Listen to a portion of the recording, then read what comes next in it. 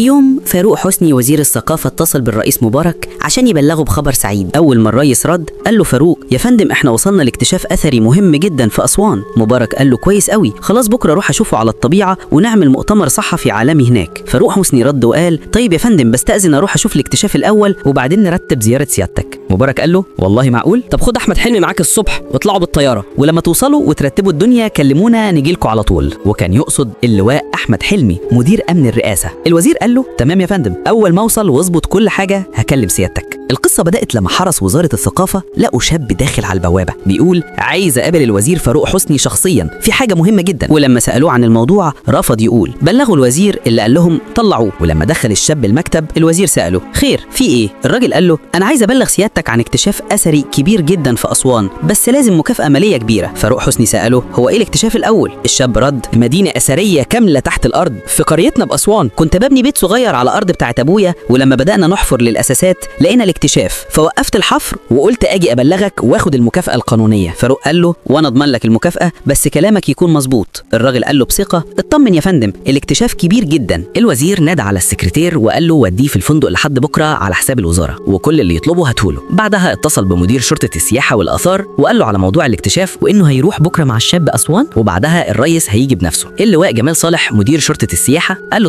طيب ابعت رجالتي يشوفوا الولد الأول قبل ما نسافر. فاروق حسني رفض وقال له: لأ، ولو مصمم يبقى تروح له أنت بنفسك. وفعلا جمال صالح راح للشاب في الفندق، وبعد ما خرج من عنده اتصل بالوزير وقال له: يا فاروق بيه، أنا شاكك في الموضوع، اديني مهلة 24 ساعة أعمل تحريات عن الولد وأهله. فاروق حسني رد بغضب: مهلة إيه يا جمال بيه؟ أنا رايح الصبح والرئيس هيجي بعدي. اللواء قال له: طالما الرئيس في الموضوع يبقى لازم نتأكد نشوف بيكذب ولا لا. فاروق اتعصب وقال له: هو انتوا كل الناس عندكم حرامية؟ أنا رايح بكرة الصبح. اللواء قال له: خلاص يا فندم زي ما تشوف. تاني يوم الصبح الوزير خد الشاب وطلعوا على أسوان، ولما وصلوا الشاب قال لهم: لازم العربيات تقف هنا، الشوارع ضيقة في المنطقة اللي فيها بيتنا. ووصف لفاروق حسني الطريق وقال له: أنا هدخل الأول وبعد كده حضراتكم تيجوا ورايا عشان الناس هنا عارفيني وما يسألوش كتير. وفعلا الشاب دخل الشارع، وبعد شوية الوزير واللي معاه دخل وراه. فضلوا ماشيين لحد ما وصلوا للمكان اللي وصفه، بس ما لقيوش حاجة، أرض فاضية، لا بيت ولا مدينة أثرية ولا أي حاجة. والشاب فص ملح وداب. فاروق حسني واقف متجمد في مكانه مش مصدق اللي حصل. الموقف كان محرج جدا، فاتصل بالرئيس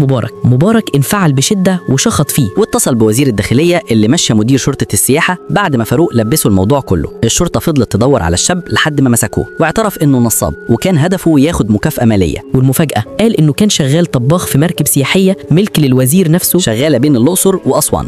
عملنا قناة جديدة مخصوص للمتابعين اللي بيحبوا القصص دي، هتقدر توصلها بكل بساطة لما تضغط على اسم القناة اللي تحت الفيديو، وهيظهر ليك اسم القناة التانية.